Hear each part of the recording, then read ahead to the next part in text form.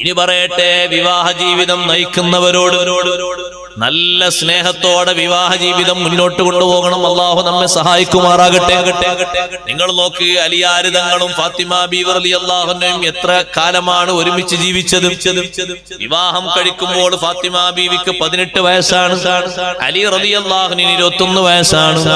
ചുരുങ്ങിയ വർഷമാണ് അലി റളിയല്ലാഹു അൻഹും ഫാത്തിമ ബീവിയും ഒരുമിച്ച് കഴിഞ്ഞത്. ചുരുക്കി പറഞ്ഞാൽ ഒരു 10 വർഷം. ആ 10 വർഷത്തെ ജീവിതത്തിലെ സ്നേഹസുരഭിലമായ നിലപാടുകൾ നമ്മൾ കണ്ടുപഠിക്കണം. സഹകരണങ്ങൾ നമ്മൾ മനസ്സിലാക്കണം. എല്ലാ വിഷയത്തിലും ഖൈറായ വിഷയത്തിലുള്ള സഹകരണം അലി ഇബ്നു അബീ ത്വാലിബ് റളിയല്ലാഹു അൻഹുവിനോട് ഫാത്തിമ ബീവി റളിയല്ലാഹു അൻഹ നടത്തിയിട്ടുണ്ട്. ഒരിക്കൽ പോലും വെറുപ്പുളവാക്കുന്ന വാക്ക് പറഞ്ഞിട്ടില്ല. അതുകൊണ്ടാണ് സഹോദരങ്ങളെ, സഹോദരിമാരെ, ജീവിതത്തിന്റെ അവസാന ഘട്ടത്തിലും പരസ്പരം വസിയ്യത്ത് ചെയ്ത് പിരിയാനുള്ള തൗഫീഖ് അല്ലാഹു നൽകിയത്. മരണമാകുന്നതിന്റെ മുമ്പ് ഫാത്തിമ ബീവി റളിയല്ലാഹു അൻഹ ഒരുക്കം നടത്തുന്നത്, മരണത്തിലേക്കുള്ള ഒരുക്കം നടത്തുന്നത് അഷ്റഫുൽ ഖൽഖ് സ്വല്ലല്ലാഹു അലൈഹി വസല്ലം വിടവാങ്ങിയ ശേഷമാണ്. മുത്തുനബി തങ്ങൾ വഫാത്തായ ശേഷം ഫാത്തിമ ബീവി ചിരിക്കാറില്ല. കാരണം നബി തങ്ങൾ അടുത്തേക്ക് പിടിച്ച് അണച്ചുകൂട്ടി പിടിച്ച് പറഞ്ഞത്, മോളെ, ബാപ്പ പോകുന്നത് കൊണ്ട് വിഷമം വേണ്ട. ബാപ്പാന്റെ അടുത്തേക്ക് ആദ്യം വരാനുള്ളത് മോളാണ്. 6 മാസമല്ലേ പിന്നെ ജീവിച്ചിട്ടുള്ളൂ. ആ 6 മാസവും പരലോക യാത്രക്ക് വേണ്ടിയുള്ള ഒരുക്കമാണ്. നല്ല പൊരുത്തം നിറഞ്ഞ വസിയ്യത്തുകൾ ചെയ്യാനും സന്തോഷം പറയാനും അല്ലാഹു ഇരുവർക്കും അവസരം കൊടുത്തത് സ്നേഹമസർണമായ ജീവിതം ഒന്നുകൊണ്ട് മാത്രമാണ്. രാവും പകലും അല്ലാഹുവിന്റെ മാർഗത്തിൽ രണ്ടുപേരും കഠിനാധ്വാനം ചെയ്തു. ആരാധനയുടെ വിഷയത്തിലും സഹകരണത്തിന്റെ വിഷയത്തിലും വല്ലാതെ സന്തോഷിച്ചു. ഒരടിമ സ്ത്രീയെ കിട്ടുന്നതിന് പകരം മുത്തുനബി സ്വല്ലല്ലാഹു അലൈഹി വസല്ലം വന്ന് പാതിരാത്രിയിൽ ദിക്ർ ചൊല്ലിക്കൊടുത്തപ്പോ ആ ദമ്പതികൾ ഒരിക്കലും ഞങ്ങൾക്ക് ദിക്ർ പോരാ, ബന്ദികളായി കിട്ടിയ അടിമയെ തന്നേ പറ്റൂ എന്ന് പറഞ്ഞോ? ഒരിക്കലും പറഞ്ഞില്ല. നിങ്ങളെ വിഷമം തീരാൻ ചെറുപ്പക്കാരിയായ ഫാത്തിമ ബീവി റളിയല്ലാഹു അൻഹയുടെ സുന്ദരവും സുരഭിലവുമായ ഏറ്റവും നല്ല സൗന്ദര്യമുള്ള കഫ്, ആ മുൻകൈയിന്റെ പല ഭാഗത്തും വിണ്ടുകീറിയത്, അതേ പൊട്ടിപ്പിളർന്നതിന് ആശ്വാസം ലഭിക്കാൻ, വീട്ടുജോലിയും പുറമെയുള്ള ജോലിയുമൊക്കെ സഹിക്കാൻ കഴിയാതെ ഭാരമേറി വന്നപ്പോ സഹനം കിട്ടാൻ, ഇബാദത്തിന് ആഫിയത്ത് കിട്ടാൻ ഒരു 100 ദിക്ർ പഠിപ്പിച്ചു കൊടുത്തപ്പോ ഭാര്യയും ഭർത്താവും രണ്ടുപേരും കബൂലാക്കി. രണ്ടുപേരും ഒരുമിച്ച് സ്വീകരിച്ചു. ഒരുമിച്ച് എല്ലാ രാത്രിയും ചൊല്ലി. മറ്റുള്ളവർക്ക് ദീനീയായ സഹകരണം കൊടുക്കുന്നതില് ആ ഭാര്യയും ഭർത്താവും ഒരുമിച്ചല്ലേ കൂടിയത്. നിങ്ങൾ നോക്ക്, ഇമാം ഖുർത്തുബി തങ്ങൾ രേഖപ്പെടുത്തുന്നത് കാണാം. പട്ടിണി കിടക്കുന്ന സമയത്തും മറ്റുള്ളവർക്ക് ഭക്ഷണം കൊടുത്ത് ജീവിച്ച മഹാന്മാരാണവർ. അതേ സമയത്ത് അതുമായി ബന്ധപ്പെട്ട് ചില കഥകളൊക്കെ കെട്ടിവിടാറുണ്ട്. ഇമാം ഖുർത്തുബി തങ്ങൾ അവിടുത്തെ തഫ്സീറിൽ പറയുന്നുണ്ട്, അതിനൊരു ആധാരവുമില്ല. ചിലരതിനൊരു പാട്ടുകളൊക്കെ ഉണ്ടാക്കിയിട്ടുണ്ട് എന്ന് ഖുർത്തുബി ഇമാം തങ്ങൾ തഫ്സീറിൽ പറയുന്നുണ്ട്. അതൊരു മിസ്കീന് വന്നു, മിസ്കീനൊരു പാട്ട് പാടി, അപ്പൊ തിരിച്ചു പാട്ട് പാടി അവർക്ക് ഭക്ഷണം കൊടുത്തു. അങ്ങനെയുള്ള പാട്ടുകളും മറ്റുമായിട്ട് പലതും ഉണ്ടാക്കിയിട്ടുണ്ട്. അത് ശരിയല്ല.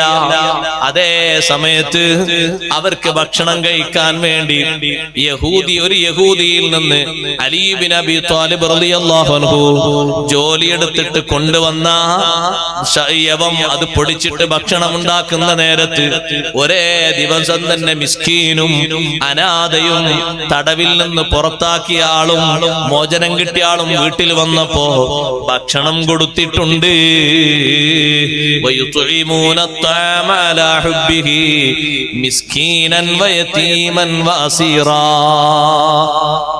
നല്ല സ്നേഹം കൊടുത്ത് ജീവിക്കണം. സ്നേഹം കൊടുക്കുക, സ്നേഹം കൊടുക്കുക എന്ന് പറഞ്ഞാൽ ഉപ്പമാരും ഉമ്മമാരും മനസ്സിലാക്കണം, ജീവിതാവസാനം വരെ പിരിയാത്ത സ്നേഹാകണം. ചിലരെ സ്നേഹമൊക്കെ 60 ആകുമ്പോ പിരിയും. ചില വീട്ടിൽ ചെന്നാൽ തന്നെ അത് വേറെ അടയാളം കാണും. അത് വാപ്പാന്റെ റൂം, ഇത് ഉമ്മാന്റെ റൂം. ആരാ ഈ ഡിവൈഡ് ചെയ്യാൻ പറഞ്ഞു നമ്മളോട്? അല്ല, അങ്ങനെ ഒന്നുണ്ട് ഇസ്ലാമിൽ? 50 ആകുമ്പോ മാറിക്കിടക്കണമെന്നുണ്ടോ? പിന്നെ അങ്ങോട്ടും ഇങ്ങോട്ടും കുത്തുവാക്കുകളാ വരുന്നത്. ജീവിതത്തിൽ വേർപിരിയാതെയാണ് കഴിയേണ്ടത്. എവിടെങ്കിലും കിതാബിൽ അങ്ങനെ മസല പറഞ്ഞിട്ടുണ്ടോ? ഹൈലിന്റെ കാലത്ത് ഭാര്യയെ വേർപിരിഞ്ഞു കിടക്കണമെന്നില്ല. ഹൈലിന്റെ കാലത്ത് വേറെ കട്ടിൽ കിടക്കണമെന്നുണ്ടോ? ഇല്ല. അത്തരത്തിൽ അസ്പൃശ്യതകൾ ഇസ്ലാമിലില്ല. ഈ അടുത്തൊരു വാർത്ത വായിച്ചിട്ട് നമ്മളൊക്കെ നാണം കെട്ടില്ലേ? വിദ്യാർത്ഥിനികളുടെ അതേ അടിവസ്ത്രം വഹിച്ച് പരിശോധിച്ചു എന്നുള്ളത് നാണക്കേടായി പോയി. സഹോദരങ്ങളെ, അത് വായിക്കാൻ തന്നെ വിഷമമുണ്ട്. പിന്നെ സംഗതി നടക്കുന്നിടത്ത് എന്തൊരു ലജ്ജയുണ്ടാകും, എന്തൊരു വിഷമുണ്ടാകും. ഹൈലുകാരിയായ ബീവി ആയിഷ റളിയല്ലാഹു അൻഹയുടെ കൂടെ നബി തങ്ങൾ ഒരുമിച്ചാണ് കട്ടിലിൽ കിടന്നത്. അതിന് ഇസ്ലാം അസ്പൃശ്യത കാണുന്നില്ല.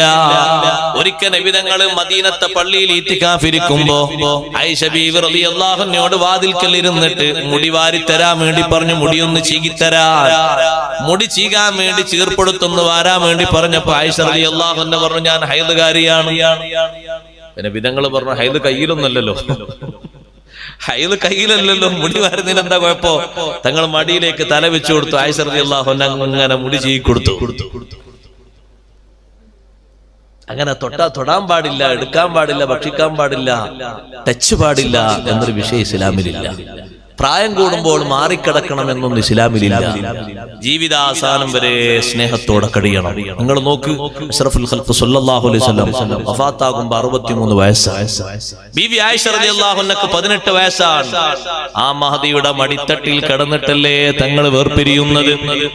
ആയിഷ റളിയല്ലാഹു അൻഹ പറഞ്ഞു, എനിക്ക് വലിയ സന്തോഷം, എന്റെ അടുത്തേക്ക് വരുന്ന അതേ ദിവസമാണല്ലോ തങ്ങൾ വഫാത്തായത്. എന്റെ വീട്ടിലാണല്ലോ വഫാത്തായത്. എന്റെ മടിയിൽ കിടന്നിട്ടാണല്ലോ വഫാത്തായത്.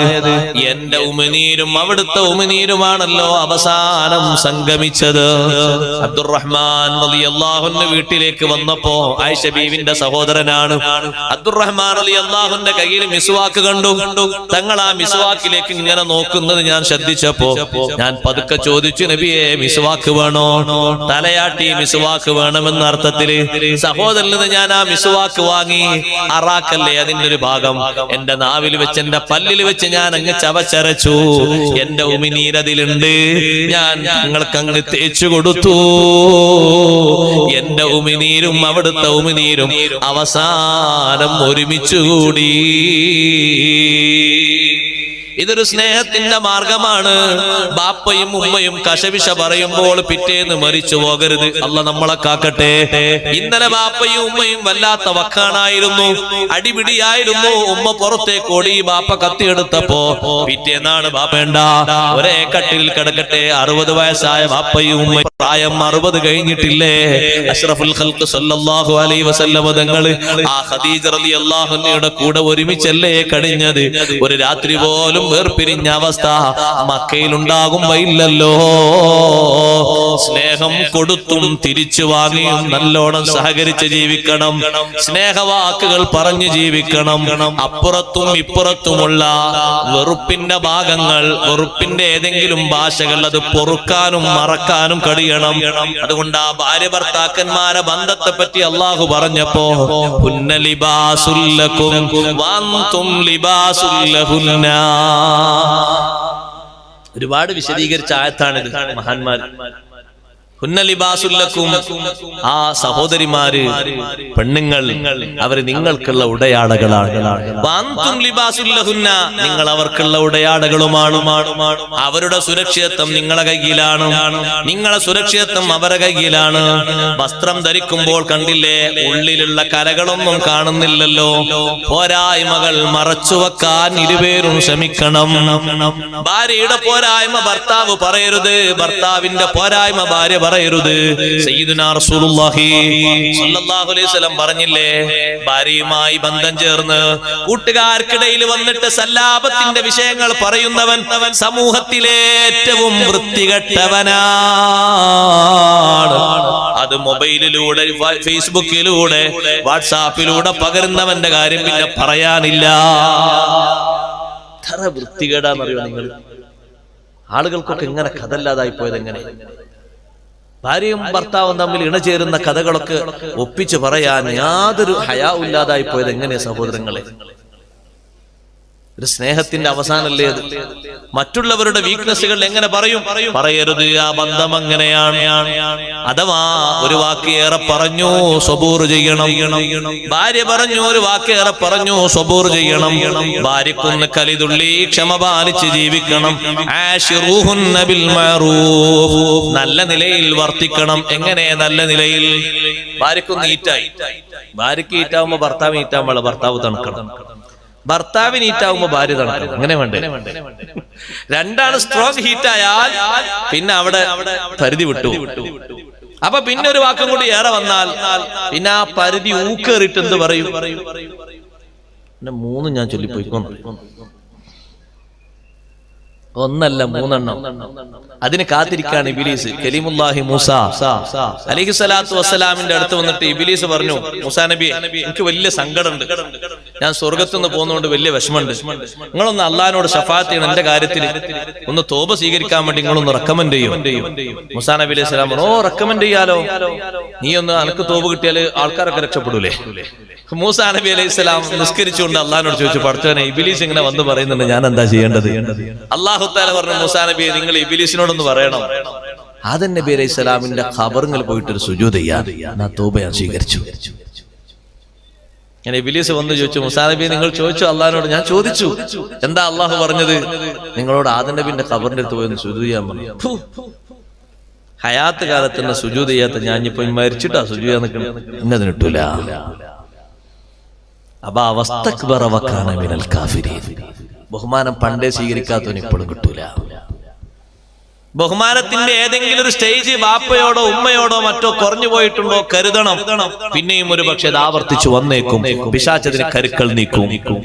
നിന്റെ ഗുരുനാഥനോട് ഒരിക്കൽ നിനക്കൊരു ബഹുമാനക്കേട് തോന്നിയോ, വീണ്ടും അങ്ങനത്തെ സാഹചര്യങ്ങൾ സൃഷ്ടിക്കാൻ പിശാച് മുതിരും.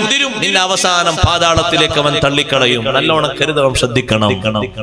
ആ ഒരു വാക്കല്ലേ പിന്നെയും ഇബ്ലീസ് പറഞ്ഞത്, ധിക്കാരത്തിന്റെ വിസമ്മതത്തിന്റെ വാക്ക്. പക്ഷെ ഇബ്ലീസ് ഒരു കാര്യം ചെയ്തു, മൂസാ നബി എന്റെ വിഷയത്തിൽ നിങ്ങൾ റെക്കമെൻഡ് ചെയ്തുകൊണ്ട് ഞങ്ങൾക്ക് ഒരു 3 കാര്യം പറഞ്ഞുതരാം. നിങ്ങൾ എനിക്ക് വേണ്ടി അള്ളാഹിനോട് ചോദിച്ചല്ലോ, അങ്ങനെ ഒരു തോപ കിട്ടുമെന്നൊക്കെ ചോദിച്ചല്ലോ, അത് ചെറിയൊരു സഹായങ്ങൾ ചെയ്തല്ലോ, ഒരു 3 കാര്യം ഞാൻ പറഞ്ഞുതരാം. ഇബ്ലീസ് പറയാണ്, 3 ഘട്ടങ്ങളിൽ നിങ്ങൾ എന്നെ ഓർക്കണം. 3 ഘട്ടങ്ങളിൽ എന്നെ ഓർക്കണം, ഞാൻ അവിടെ പിരിമുറുക്കും. ഒന്നാമതായി നിങ്ങൾ എന്നെ ഓർക്കേണ്ടത് ഇൻദൽ ഗളബ്, ദേഷ്യം പിടിക്കുന്ന ഘട്ടത്തിലാണ്. ഒരു പക്ഷേ നിങ്ങൾ എന്നെ ഞാൻ അവിടെ പിരിമുറുക്കാനുണ്ടെന്ന് നിങ്ങൾക്ക് തോന്നണം, അല്ലെങ്കിൽ കുടുംബം കാലിയായി പോകും. ഭാര്യ 3 തലാഖും ചൊല്ലി ഭാര്യന്റെ വീട്ടിൽ പോയി കൂടേണ്ടി വരും. മക്കൾ അനാഥരായി പോകും. നിങ്ങൾ വേറെ, മക്കള് വേറെ, ഭാര്യ വേറെ. അതുകൊണ്ട് ദേഷ്യം പിടിക്കുമ്പോ എന്നെ ഓർക്കണം. ഞാൻ അവിടെ രക്തധമനികളിലൂടെ നടന്ന് ആ ദേഷ്യത്തിന് ഊക്കുകൂട്ടിയിട്ട് നിങ്ങളില്ലെന്ന് എന്തെല്ലാം വരാൻ ചാൻസ് ഉണ്ടോ അതൊക്കെ പുറത്തേക്ക് പുറന്തള്ളാൻ ശ്രമം നടത്തും. അതുകൊണ്ട് നല്ലോണം കരുതണം. ദേഷ്യം മൂക്ക് കൂടുമ്പോ എന്നെ ഓർക്കണം. ഞാൻ അവിടെ ഉണ്ടെന്ന് നിങ്ങൾ നിങ്ങൾ ആലോചിക്കണം. രണ്ടാമത്തെ കാര്യം പറഞ്ഞു,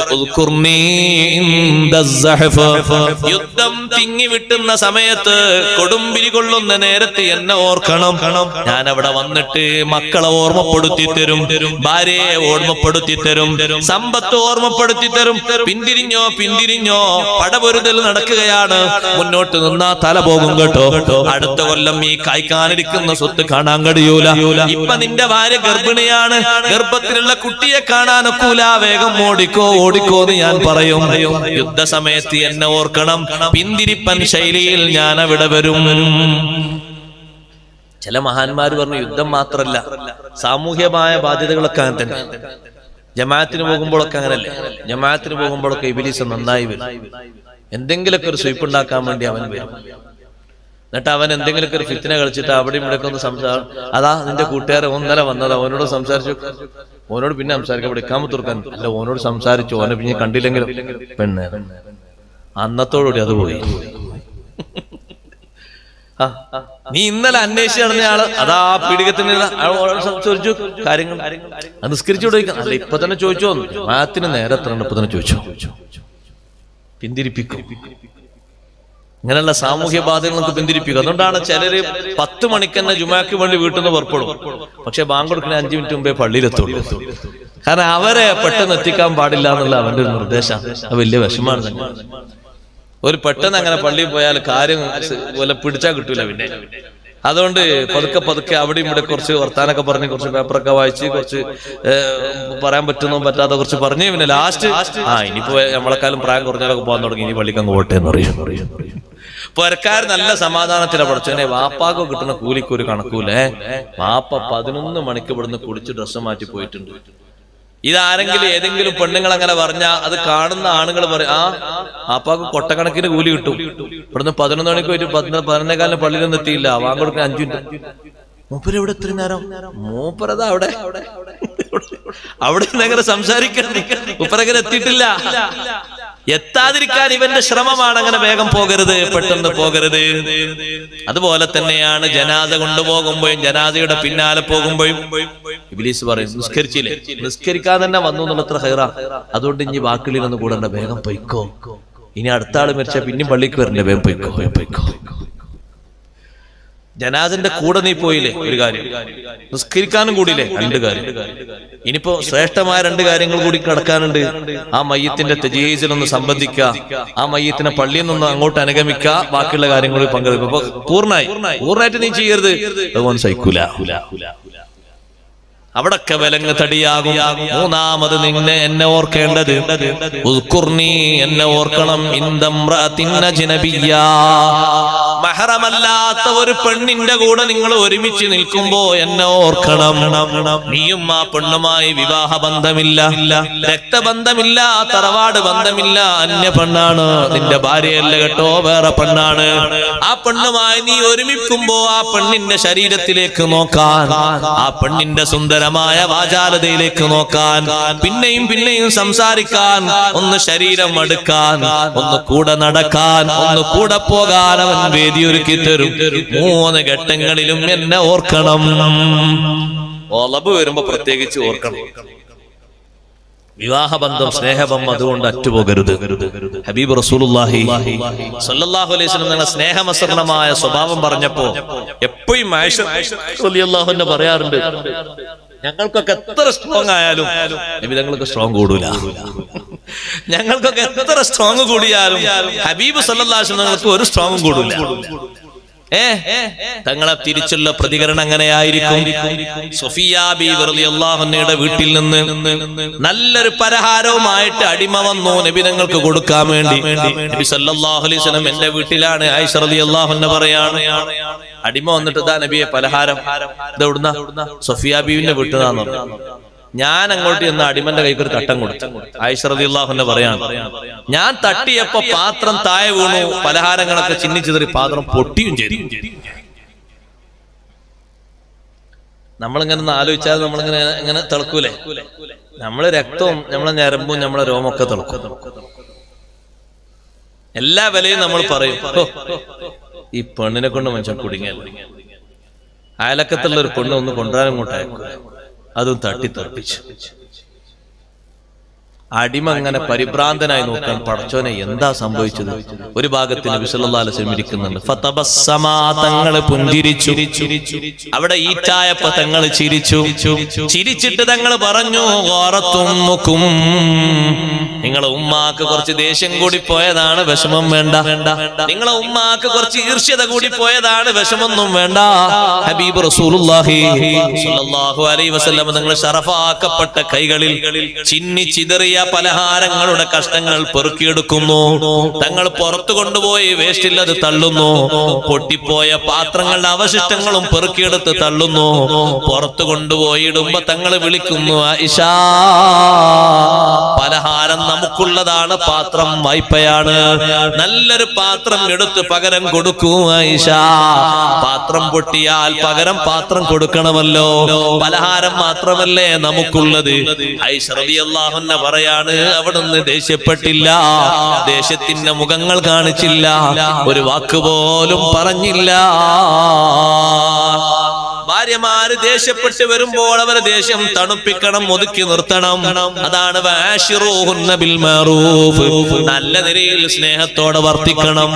എപ്പോഴും പുരുഷന്മാര് നല്ല നിലയിൽ വർത്തിക്കണം, നല്ല ഇടപെടൽ നടത്തണം, നല്ല കാര്യങ്ങൾ ചെയ്യണം. ബീവി ആയിഷ റളിയല്ലാഹു അൻഹ പാതിരാത്രിയിൽ വീട് വിട്ട് പുറത്തിറങ്ങി. നബി സല്ലല്ലാഹു അലൈഹി വസല്ലം പുറത്തുപോയി. തങ്ങൾ എവിടേക്കാ പോയത് എന്ന് നോക്കാൻ വേണ്ടി ആയിഷ റളിയല്ലാഹു അൻഹ പുറത്തിറങ്ങി പോയി. ആയിഷ ബീവി മറ്റു റൂമുകളിലൊക്കെ ഒന്ന് നോക്കിയിട്ട് നേരെ മുന്നോട്ട് തിരിഞ്ഞപ്പോ അവിടുന്ന് ജന്നത്തുൽ ബഖീൽ കൈയുയർത്തിയിട്ട് കരഞ്ഞു ദുആ ചെയ്യുകയാണ്. അങ്ങനെ തിരിച്ച് വീട്ടിലേക്ക് ഓടിക്കയറി. നബി സല്ലല്ലാഹു അലൈഹി വസല്ലം വരുമ്പോ ആയിഷ ബീവി ഇങ്ങനെ കിതക്കുന്നുണ്ട്. എന്താ ആയിഷ, ഒരു കിതപ്പെന്താണ്? എന്താണ് ഒരു കിതപ്പ് ആയിഷ? ശ്വാസം വല്ലാതെ തിങ്ങി തള്ളുന്നുണ്ടല്ലോ. ഒന്നുമല്ല നബിയേ, ഞങ്ങൾ പുറത്തിറങ്ങിയപ്പോ മറ്റു വീടുകളിലേക്ക് എങ്ങാനും എന്റെ രാത്രിയുടെ ഊഴം മാറിയിട്ട് അങ്ങോട്ട് പോയോ അത് കരുതിയിട്ട് ഞാനൊന്ന് ഇറങ്ങിയതാണ്. ഓ ആയിഷ, അത്തഖാഫീന അൻ യഹീഫല്ലാഹു അലൈകി വറസൂലുഹു. അല്ലാഹുവും അല്ലാഹുവിന്റെ റസൂലും അതിക്രമം ചെയ്യുമെന്ന് പേടിക്കുന്നോ മോളെ? ഇല്ല നബിയേ, എനിക്കത് പേടിയില്ല. തങ്ങൾ ജന്നത്തുൽ ബഖീൽ ഇങ്ങനെ നിന്ന് ദ്വാർക്കുമ്പോ ഞാൻ എന്റെ മനസ്സുകൊണ്ട് വിചാരിച്ചു, ഞാൻ ഇപ്പോഴും ദുനിയാവിന്റെ ചിന്തയിലാണല്ലോ, എന്റെ ഭർത്താവ് ആഖിറത്തിന്റെ ചിന്തയിലാണല്ലോ, ജന്നത്തുൽ ബഖീൽ ദുആ ചെയ്യുകയാണല്ലോ, ഞാൻ ഇപ്പോഴും എന്റെ ശരീരത്തിന്റെ താല്പര്യത്തിലാണല്ലോ. ആയിഷ, അങ്ങനെയൊന്നും ചെയ്യൂല, വിഷമിക്കേണ്ട, ബുദ്ധിമുട്ടേണ്ട. എപ്പോഴും സ്നേഹത്തിന്റെ ഭാഷ വേണം, എപ്പോഴും നന്മയുടെ സഹകരണം വേണം. ഏതെങ്കിലും ഭാഗത്ത് കുറവുകൾ ഉണ്ടെങ്കിൽ പരിഹരിച്ചു കൊടുക്കണം, കൂടെ നിന്ന് സഹായിച്ചു കൊടുക്കണം, ഒത്താശകൾ ചെയ്തു കൊടുക്കണം, ആവശ്യങ്ങൾ നിറവേറ്റി കൊടുക്കണം. സ്നേഹത്തിന് എന്തെല്ലാം കാരണമാകുന്നോ അതൊക്കെ ഇരുവരിൽ നിന്നും ഉണ്ടാകണം. ഒരിക്കലും നമ്മൾ അടിമകളാക്കി വെക്കുന്ന ആളുകളാകരുത് നമ്മുടെ ഇണകൾ. നമ്മുടെ ഇണകൾ അല്ലാഹു നമ്മളെ ഏൽപ്പിച്ച അമാനത്തുകളാണ്, സൂക്ഷിപ്പ് സ്വത്തുകളാണ്. ഇരിക്കട്ടെ സഹോദരങ്ങളെ, നിങ്ങളെ കൈവശം 10 പവൻ സ്വർണം ഒരാൾ ഏൽപ്പിച്ചാൽ, ഒരു 10 മാസം കഴിഞ്ഞിട്ട് ചോദിക്കുമെന്ന് പറഞ്ഞേൽപ്പിച്ചാൽ എത്ര സൂക്ഷ്മതയോടെ നിങ്ങളത് നോക്കും. ഇടക്കിടക്ക് നിങ്ങൾ എടുത്തു നോക്കൂലേ, ആ പെട്ടിക്ക് വല്ലതും സംഭവിച്ചിട്ടുണ്ടോ? ഇത് പലരും തുറക്കുന്നതാണ്, ആരെങ്കിലും കൊണ്ടുപോയിട്ടുണ്ടോ? കാരണം സ്വന്തമല്ലല്ലോ, ആരാന്റെതല്ലേ? അല്ലാഹു അവന്റെ അമാനത്ത് ഏൽപ്പിച്ചതാണ്. നമ്മെ നമ്മുടെ ഇണകൾ നല്ല നിലക്ക് പോറ്റി വളർത്താനാ, നല്ല സ്നേഹം കൊടുക്കാനാ, നല്ല സഹകരണം കൊടുക്കാനാ. അഷ്റഫുൽ ഖൽഖ് റസൂലുള്ളാഹി സ്വല്ലല്ലാഹു അലൈഹി വസല്ലം തങ്ങളത് പറഞ്ഞിട്ടുണ്ട്. അതേ, ഇസ്തൗസു ബിന്നിസാഇ ഖൈറാ, സ്ത്രീകളോട് നന്മ ഉപദേശിക്കണം. ഫഇന്നഹുന്ന ഖുലിഖന മിൻ ളിലഅ്, പുരുഷന്മാരെ പോലെയല്ല സ്ത്രീകളെ പടക്കപ്പെട്ടത് വാരിയെല്ലിൽ നിന്നാണ്. വാരിയെല്ലിൽ ഏറ്റവും വളഞ്ഞ എല്ലിൽ നിന്നാ പടക്കപ്പെട്ടത്. ആ സ്ത്രീകൾക്ക് വല്ല മനോവശമവും വരുമ്പോ അത് കത്തിക്കാതെ നിങ്ങളത് ആ വിഷമം മാറ്റാൻ നിങ്ങൾ തുനിയണം. അവർക്ക് എന്തെങ്കിലും മാനസിക പ്രതിസന്ധി വരുമ്പോ, രോഗഗ്രസ്തരായവർ കഴിയുമ്പോ വിഷമം നീക്കാൻ നിങ്ങൾ ശ്രമിക്കണം. നന്മ നിറഞ്ഞ വാക്ക് പറയണം, ഒരിക്കലും കറവീഴുന്നൊരു വാക്ക് പറയരുത്. അല്ലാഹു തന്ന അമാനത്താണ്, അതിന് കേടുപാട് സംഭവിച്ചുകൂടാ. നമ്മളെ സ്വഭാവക്കേട് കൊണ്ട് മോശമായി കൂടാ. നമ്മുടെ സ്വഭാവം പോരാത്തവരാണെങ്കിൽ ഒരു പക്ഷേ നമ്മുടെ ഭാര്യമാര് ചിന്തിക്കുകയാണ്, പടച്ചോനെ എത്ര കാലം ഞാൻ ഇതിന്റെ കൂടെ ക്ഷമിച്ച് സഹിച്ചെങ്ങനെ കഴിയണം. എന്നും വീട്ടിലേക്ക് വരും, വിഴുപ്പലക്കുന്ന വാക്കുകൾ മാത്രം പറയും, കേറിക്കടന്നിട്ട് ആവശ്യങ്ങൾ പൂർത്തീകരിക്കും. അങ്ങനെ രാവിലെ അങ്ങ് പോകും. പിന്നെ ഉച്ചക്കെങ്ങാനും വന്നാൽ ഭീതിയാണ്, എന്തെങ്കിലും പറഞ്ഞേക്കുമോ എന്നുള്ള പേടിയാണ്. എന്തെങ്കിലും ആവശ്യങ്ങൾ പറഞ്ഞാൽ ഒരു കുരച്ച് ചാട്ടമാണ്. രണ്ടാമത്തെ ഒന്ന് പറയാൻ കഴിയൂല. എനിക്കിങ്ങനെ ഒരു ആവശ്യമുണ്ട് എന്ന് പറഞ്ഞാല് 10 കൊല്ലം പറയണം ഒരാവശ്യം സാധിച്ചു കിട്ടണമെങ്കിൽ. നഊദു ബില്ലാഹ്, നിങ്ങൾ നോക്ക്, ഭാര്യമാരെ ആക്ഷേപിക്കുന്നവരുണ്ട്, അവർ ചില്ലറ ഭക്ഷണം കഴിച്ചു കൂടുന്നവരാണ്. മറ്റുള്ളവരോ പുറത്തു പോയിട്ട് ആവശ്യമുള്ള സുഭിക്ഷമായ ഭക്ഷണം കഴിക്കും. പുതിയ ബോർഡിൽ എന്ത് ഇറങ്ങിയിട്ടുണ്ടോ ആ ബോർഡിന്റെ കീഴിലുള്ളതൊക്കെ കഴിക്കും. മദ്ഹൂത്തിയും മദ്ഫൂനിയും അല്ലാത്ത ഫൂനിയും ഒക്കെ കഴിക്കും. എന്നിട്ട് എപ്പോഴും ഈ പെണ്ണിനോട് പറയാൻ എനിക്ക് ഒരു ആരോഗ്യമില്ലല്ലോ, ഒരു കൂവത്തുല്ലല്ലോ, എന്താ നീ ഇങ്ങനെ, എന്നാ കഴിക്കുന്ന കുറച്ചും ഇങ്ങോട്ടും കൊണ്ടുകൊടുത്തൂടെ. അപ്പൊ ഒരു ദിവസം ഭാര്യ പറയാണ്, എന്നാ നമുക്ക് ഇന്ന് ആട്ടിറച്ചി ആയാലോ. ആട്ടിറച്ചി എത്ര വില എന്ന് പറയാൻ, അവിടെ അത് പറയരുത്, ഒരിക്കലും അത് പറയരുത്, ഇത് ചീപ്പാ. ഈ സംഗതി നിങ്ങളെ കയ്യിലില്ലെങ്കിലും അപ്പുറത്തുനിന്ന് എവിടെന്നെങ്കിലും കടം വാങ്ങിയിട്ട് വാങ്ങിക്കൊടുക്കണം. അലി റളിയല്ലാഹുവിന് വലീമത്ത് കൊടുക്കാൻ പറഞ്ഞപ്പോ തന്റെ പടയങ്കി യഹൂദിന്റെ അടുത്ത് കൊണ്ടുപോയി പണയം വെച്ചിട്ടാണ് അലി റളിയല്ലാഹുവിന് കാശ് വാങ്ങിയത് എന്ന് ചരിത്രത്തിൽ കാണാം. കാരണം ലോകത്തുള്ള ഏറ്റവും വലിയ മഹതിയായ ബീവി ഫാത്തിമത്തു സുഹ്റ റളിയല്ലാഹുവിനക്ക് വേണ്ടിയിട്ടാണ് ഈ വിവാഹ സദ്യ ഒരുക്കുന്നത്. കുറവായിക്കൂടാ, ഇത് കുറഞ്ഞുകൂടാ. ഒന്നും എൻ്റെ അടുത്തില്ലെങ്കിൽ സംഗതി ഒക്കെ ഒന്ന് ഒപ്പിക്കണ്ടേ. അപ്പൊ എന്നൂല്ല, എന്നോ ഒരു ദിവസം പറഞ്ഞാണ്, എന്നോ പോയി ബീഫ് കൂട്ടി ഇങ്ങനെ ഇന്നൊന്ന് മട്ടൻ ആയിക്കോട്ടെ, മട്ടന് കഴിഞ്ഞ ആഴ്ച 100 രൂപയും കൂടി കൂടിയിട്ടുണ്ട്, 600 അതുകൊണ്ട് എന്നോട് അത് പറയണ്ടെന്ന് പറയരുത്. എവിടെന്നെങ്കിലൊക്കെ ഒന്ന് സഹകരിച്ച അൽഹംദുലില്ലാഹ് ഒരു സന്തോഷിക്കാം. ആ ഭാര്യയും മക്കളും ഭക്ഷണം കഴിച്ചിട്ടുള്ള സന്തോഷം നമ്മുടെ സന്തോഷത്തിന്റെ പ്രധാനപ്പെട്ട ഭാഗമാകണം. നമ്മളെ കൊണ്ടുപോയി കൊടുത്തതിൽ അവരാ ഭക്ഷിക്കുന്നതിൽ നമ്മൾ പൂർണ്ണ തൃപ്തിയിലാകണം. ഇതിന്റെ കണക്ക് പറയരുത്, അതിന്റെ വിഷമങ്ങൾ പറയരുത്. കണക്ക് ഒരു ഭാഗത്ത് മാത്രല്ല, ഇപ്പുറത്ത് കണക്ക് വരും. അപ്പൊ നമ്മൾ കുടുങ്ങിപ്പോകും.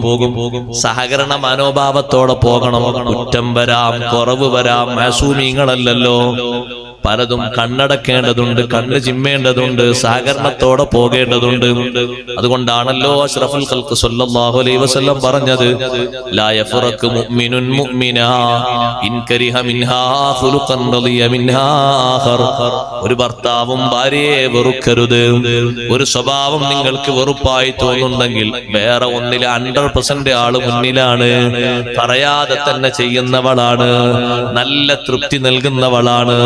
ആ ഒരു നല്ല സ്വഭാവം കണ്ടിട്ട് സഹകരണത്തോടെ മുന്നോട്ട് നീങ്ങണം. ഹബീബ് റസൂലുള്ളാഹി സ്വല്ലല്ലാഹു അലൈഹി വസല്ലം തങ്ങളുടെ ഭാര്യമാരിൽ നല്ല ഈർഷ്യതയുള്ള ഭാര്യയല്ലേ ബഹുമാനപ്പെട്ട ഉമ്മു സലമ റളിയല്ലാഹു അൻഹാ.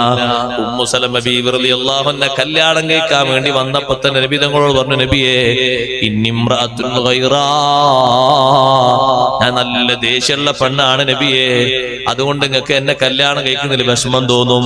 നബി തങ്ങൾ പറഞ്ഞു, ആ ചൂടങ്ങ് നീങ്ങാ ഞാനങ്ങ് ദ്വാരുന്നാ പോരെ, നിങ്ങൾ ആ ഊക്കേറിയ ദേശം ഒന്ന് നീങ്ങാ ഞാൻ അള്ളാഹിനോട് ദ്വാരുന്നാ പോരെ, എന്നാ പിന്നെ പ്രശ്നമില്ലല്ലോ. എനിക്ക് ചെറിയ മക്കളുണ്ട് നബിയേ, ആ മക്കള് നമ്മുടെ സ്വന്തം മക്കളല്ലേ, നമുക്കങ്ങ് വളർത്തിയാൽ പോരെ. ഇന്നത്തെ ആളുകൾ പലരും പറയുന്നത് പോലെ നമുക്ക് ഒരുമിച്ച് കഴിയാൻ ഈ കുട്ടി തടസ്സമാണ്, അതിനങ്ങ് കൊന്നോ എന്ന ഭാഷയല്ല, ഏതെങ്കിലും യതീഖാനകളിൽ ചേർത്തോ എന്ന ഭാഷയല്ല. നമ്മുടെ മക്കളാണ്, നമ്മൾ ഒരുമിച്ച് നോക്കേണ്ടവരാണ്. അബൂ സലമ റളിയല്ലാഹുവിൽ നിന്ന് ഉമ്മു സലമയ്ക്കുണ്ടായ കുട്ടികളാണ്, ഒരുമിച്ച് ആ കുട്ടികളെ പരിപാലിക്കുന്നു. ബാപ്പയും ഉമ്മയും സ്നേഹോഷ്മളമായ ജീവിതം നടത്തണം. എന്തെങ്കിലും പോരായ്മകൾ വന്നാൽ പരിഹരിച്ചു കൊടുക്കണം. മരുമക്കളെ ജീവിതത്തിൽ എവിടെങ്കിലും മല്ലലും മലട്ടലും ഉണ്ടെങ്കിൽ പരിഹരിച്ചു കൊടുക്കണം. തീരെ അവരെ വിഷയങ്ങൾ ശ്രദ്ധിക്കാതിരിക്കരുത്. ഹബീബ് റസൂലുള്ളാഹി സ്വല്ലല്ലാഹു അലൈഹി വസല്ലം ഒരിക്കൽ വീട്ടിൽ വന്നപ്പോ ഫാത്തിമ ബീവിയോട് ചോദിച്ചു, എവിടെ ഭർത്താവ് എന്ന് ചോദിച്ചു. ഫാത്തിമ റളിയല്ലാഹു അൻഹ പറഞ്ഞു, ഭർത്താവ് കുറച്ച് കാര്യങ്ങളൊക്കെ പറഞ്ഞു, ഞാനും കുറച്ച് പറഞ്ഞു, ചൂടായപ്പോ അങ്ങ് പോയി ഇറങ്ങി. എവിടേക്കാ പോയത് വെച്ചു, പള്ളി പോയതാണ്. നമ്മൾ ചൂടായാലും പള്ളിയിലെത്തില്ലല്ലോ, പള്ളിയിലെ പോയത് എന്നാ കുറച്ച് ആശ്വാസം കിട്ടും. ചൂടായാലും പിന്നെ ഹൈറായ മാർഗങ്ങളോട് ബന്ധപ്പെടുമ്പോ കുറച്ചൊക്കെ തണുപ്പ് കിട്ടും, ആശ്വാസം കിട്ടും.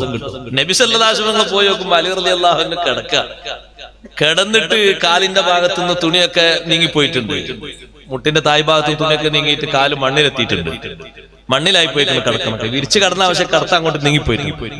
ഇപ്പൊ നബി സല്ലല്ലാഹു അലൈഹി വസല്ലം ഒന്നും ഇങ്ങനെ തട്ടി വിളിച്ചു, യാ അബാ തുറാബ്, ഓ മണ്ണിൽ ചേർന്ന് കിടക്കുന്ന മനുഷ്യ.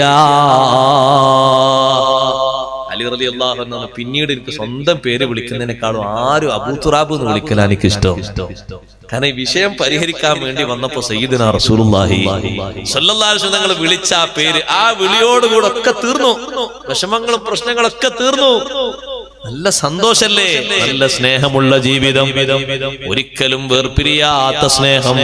അതുകൊണ്ടാണ് ഫാത്തിമ ബീവി റളിയല്ലാഹു അൻഹ അവസാനം പറഞ്ഞത്, നിങ്ങൾ ഇനി ഒരു കല്യാണം നിങ്ങൾക്ക് വേണ്ടി വരും, കാരണം നേരത്തെയാണല്ലോ എന്റെ പോക്ക്, അതുകൊണ്ട് നിങ്ങൾ ഉമാമത്തിനെ കല്യാണം കഴിക്കണേ. ഫാത്തിമ ബീവി റളിയല്ലാഹു അൻഹയുടെ സഹോദരിയുടെ മകളാണത്. അലി റളിയല്ലാഹു അൻഹു ഭാര്യ പറഞ്ഞ അതേ വസിയത്താ നടപ്പിലാക്കിയത്. കാരണം എന്നെ പൊന്നുപോലെ സ്നേഹിച്ച ഭാര്യയാണ് ഫാത്തിമ. നിങ്ങൾ ലോകത്തിന്റെ നേതാവിന്റെ മകളാണ്. സയ്യിദത്തു നിസാഇ അഹ്ലിൽ ജന്ന, സ്വർഗ്ഗീയ സ്ത്രീകളുടെ നേതാവാണ്. നിങ്ങളോടുകൂടെ ഹ്രസ്വകാല ജീവിതത്തിൽ ജീവിക്കുമ്പോ പോരായ്മകൾ ധാരാളം സംഭവിച്ചിട്ടുണ്ടാകും, വിഷമങ്ങളൊക്കെ നടന്നിട്ടുണ്ടാകും. നാളെ ആഖിറത്തിൽ ബാപ്പാന്റെ മുന്നിൽ വെച്ച്, അമ്പിയാക്കളുടെ നേതാവായ നബി സല്ലല്ലാഹു അലൈഹി വസല്ലം നിങ്ങളെ മുന്നിൽ വെച്ച് എന്നെ വഷളാക്കരുതേ, എന്നെ കുറ്റപ്പെടുത്തരുതേ, നിങ്ങൾ എനിക്ക് ശഫാഅത്ത് ചെയ്യണേ, നിങ്ങൾ പൊരുത്തപ്പെടണേ. ഫാത്തിമ ബീവി റളിയല്ലാഹു അൻഹ പറഞ്ഞല്ലോ, നിങ്ങൾ ഇൽമിന്റെ വലിയ ബഹ്റാണ് അലി, നിങ്ങളോടുകൂടെ ജീവിക്കാൻ പറ്റിയ പെണ്ണല്ല ഞാന്. പക്ഷേ നമ്മുടെ വിവാഹ ബന്ധത്തിൽ വല്ലതും സംഭവിച്ചെങ്കിൽ നിങ്ങൾ എനിക്ക് മാപ്പാക്കണേ. എന്തൊരു സന്തോഷത്തോടെയാണ് അവരെ വേർപാട്. കാരണം ജീവിതകാലത്ത് അങ്ങനെയാണ്, സ്നേഹം നൽകിയതും സ്നേഹം കൊടുത്തതും തമാശ പറഞ്ഞതും തമാശക്ക് പ്രതികരിച്ചതും എല്ലാം സ്നേഹഭാഷയിലാണ്. ഖൈറായ മേഖലകളിലൊക്കെ നല്ല സഹകരണം വേണം. അതേ ഉമ്മമാരോടൊരു കാര്യം പറയട്ടെ, നല്ല തൃപ്തിക്ക് വേണ്ടി, നല്ല സന്തോഷത്തിന് വേണ്ടി നല്ല അനുസരണങ്ങൾ വേണം, നല്ല സ്വബർ നിങ്ങളെ ഭാഗത്തുനിന്ന് വേണം. ഭർത്താവിനെ മനസ്സറിഞ്ഞ് സ്നേഹിക്കണം. ദീനിന് ഖിദ്മത്തെടുക്കുന്ന ഭർത്താവിനെ മനസ്സറിഞ്ഞ് സ്നേഹിച്ചിട്ട് സമ്പത്ത് മുഴുവനും കൊടുത്ത പെണ്ണിന് സ്വർഗമുണ്ടെന്ന് സയ്യിദുനാ റസൂലുള്ളാഹി സല്ലല്ലാഹു അലൈഹി വസല്ലം നിങ്ങൾ പറഞ്ഞില്ലേ, സ്വർഗത്തിന്റെ അവകാശികളെ 4 എണ്ണം എണ്ണി ഒരു ഹദീസിൽ കാണാം. ഇംറഅത്തുൻ വഹബത്തു സ്വദാഖഹാ ലിഅജലില്ലാഹ്, അല്ലാഹുവിന്റെ പൊരുത്തത്തിന് വേണ്ടി അല്ലാഹുവിന്റെ മാർഗത്തിൽ ദീന് നടത്തുന്ന ഭർത്താവിന് വിവാഹമൂല്യമാകുന്ന മഹ്റങ്ങ് ദാനം ചെയ്ത പെണ്ണ്. വസൗജുഹാ അൻഹാ റാദ്, ഭർത്താവ് പൊരുത്തം നൽകിയ പെണ്ണാണ്. ആ പെണ്ണ് സ്വർഗത്തിലാണ്. നല്ല അനുസരണം വേണം. അനുസരണം പൊരുത്തത്തിന്റെ ഏറ്റവും വലിയ അടയാളമാണ്. മുൻഗാമികളെ അനുസരിച്ചതുപോലെ നന്നായി അനുസരിക്കാൻ കഴിയണം. കണ്ടില്ലേ നിങ്ങൾ സൗദ ബീവി റളിയല്ലാഹു അൻഹ അനുസരിച്ചത്? സൗദ ബീവി റളിയല്ലാഹു അൻഹ നബി തങ്ങളോടൊപ്പം ഹജ്ജിന് പോയതാണ്, ഉംറക്ക് പോയതാണ്. രണ്ടാമതൊരു ഹജ്ജിന് പോയിട്ടില്ല, രണ്ടാമതൊരു ഉംറക്ക് പോയിട്ടില്ല. ആളുകൾ വന്ന് ചോദിച്ചു, അല്ല സൗദ ബീവി നിറഞ്ഞ ഇബാദത്തുള്ള മഹദിയാണ്. കാനത്ത് ഖവ്വാമതൻ ബില്ലൈലി സവ്വാമതൻ ബിന്നഹാർ, രാത്രി കുറെ നേരം നീണ്ട നിസ്കാരം നടത്തുന്ന, പകലിൽ കുറെ നോമ്പ് നോൽക്കുന്ന, സുന്നത്ത് നോമ്പ് നോൽക്കുന്ന മഹദിയാണ്. അല്ലാഹുവിന്റെ ഹബീബിന്റെ രണ്ടാമത്തെ ഭാര്യയാകാൻ തൗഫീഖ് ലഭിച്ച മഹദിയല്ലേ ആ സൗദ ബീവി റളിയല്ലാഹു അൻഹ. ആളുകൾ വന്ന് ചോദിക്കുന്നു, എന്തേ നിങ്ങൾ ഹജ്ജിന് വർഷം വർഷം പോകാത്തത്, ഉംറക്ക് വർഷം വർഷം പോകാത്തത്? നിങ്ങളുടെ മറ്റു സഹോദരിമാരൊക്കെ പോകുന്നുണ്ടല്ലോ, നബിതങ്ങളെ മറ്റു ഭാര്യമാരൊക്കെ പോകുന്നത് പോലെ പോകാത്തത് എന്താണ്? ആ സമയത്ത് മഹദി പറയുന്നത്, അമറനില്ലാഹു അൻ അഖിറ ഫീ ബൈതി, എന്റെ വീട്ടിൽ ഒതുങ്ങിക്കൂടാൻ അല്ലാഹു എന്നോട് കൽപ്പിച്ചിട്ടുണ്ട്. അതുകൊണ്ട് തന്നെ ഞാൻ പുറത്തു പോകാനില്ല. അവിടുത്തെ ജനാസയല്ലാതെ പിന്നെ വീട്ടിൽ നിന്ന് പുറത്തിറങ്ങിയിട്ടില്ല. അനുസരണത്തിൽ കുറവ് വരരുത്. അനുസരണം കുറവ് വന്നാൽ തൃപ്തിക്കേട് മാത്രമല്ല, ചെലവ് പോലും കൊടുക്കേണ്ടതില്ലാത്ത അവസ്ഥ വരൂലേ.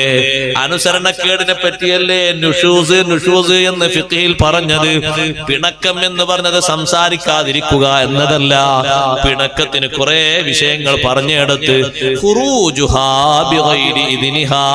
ഭർത്താവിന്റെ സമ്മതമില്ലാതെ വീട്ടിൽ നിന്ന് പുറപ്പെട്ടു പോകുക. ഭർത്താവിന്റെ തൃപ്തി പുറപ്പെടാതിരിക്കലാണെങ്കിൽ ക്ഷമിച്ച് സഹിച്ച് കഴിയണം. നബി സല്ലല്ലാഹു അലൈഹി വസല്ലം തങ്ങളുടെ കാലത്ത് വീട്ടിൽ നിന്ന് പുറത്തിറങ്ങുമ്പോ മുകളിൽ താമസിക്കുന്ന ഭാര്യയോട് താഴെ താമസിക്കുന്നു ബാപ്പയും ഉമ്മയും, ആരുടെ ബാപ്പ ആരുടെ ഉമ്മ, ഈ ഭാര്യയുടെ ഉമ്മയും ബാപ്പയും താഴെയുണ്ട്. മുകളിലെ തട്ടിൽ താമസിക്കുന്നു മരുമകനും മകളും. ആ ഭാര്യയോട് ഭർത്താവ് ജോലിക്ക് പോകുമ്പോ പറഞ്ഞു, അല്ലാ തൻസലി മിനൽ ഉലുവി ഇലസ്സുഫലി, മുകളിൽ നിന്ന് താഴോട്ട് ഇറങ്ങരുത്, ഞാൻ വരും വരെ താഴോട്ട് ഇറങ്ങരുത്. സ്വന്തം ബാപ്പ രോഗബാധിതനായി, ഖിദ്മത്തെടുക്കാൻ പലരും ഉണ്ട്. ഹബീബ് സല്ലല്ലാഹു അലൈഹി വസല്ലം തങ്ങളുള്ള കാലമാണ്. ഈ പെണ്ണൊരാളെ പറഞ്ഞയച്ചു, ഭർത്താവ് പോകുമ്പോ മേലെന്ന് താഴോട്ട് ഇറങ്ങരുത് എന്ന് പറഞ്ഞിട്ടുണ്ട്.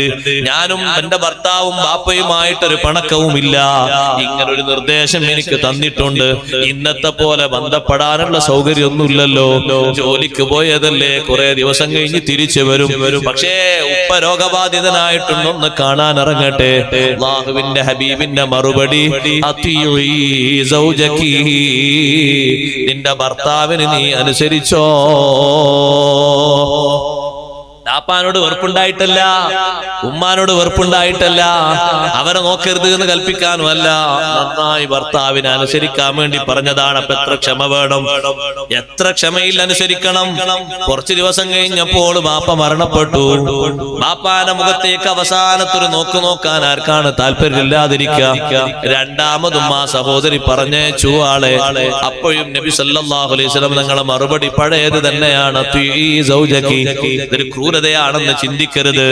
അനുസരണത്തിന്റെ പാരമ്യതയാണ് ഈ പറയുന്നത്. നല്ല സ്വബറോട് അനുസരിക്കാൻ കഴിയണം. ഭർത്താവിനെ അനുസരിച്ചോ സന്തോഷമുണ്ട്.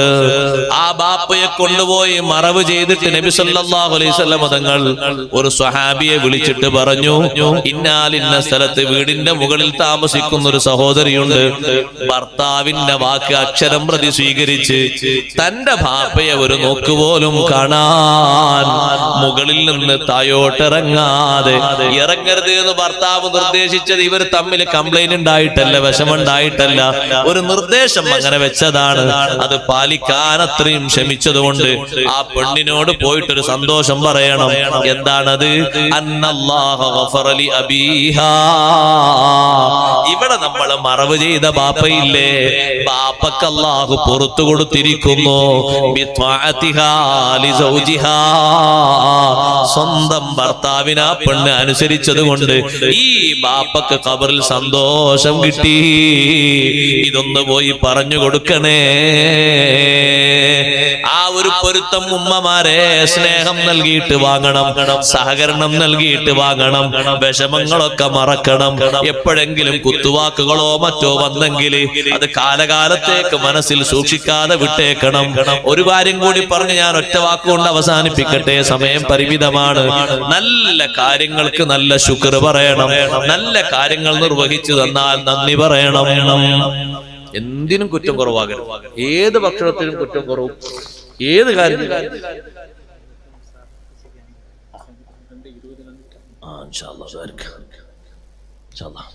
അപ്പോ എന്തെങ്കിലുമൊക്കെ ഒരു ഖൈറ് ഭാര്യയിൽ നിന്ന് കിട്ടിയാൽ അൽഹംദുലില്ലാഹ് സന്തോഷം പറഞ്ഞു കൊടുക്കണം. ഹംദു സ്വലാത്തല്ലേ നീണ്ട ദുആ ദ്വാരക്കണ്ട.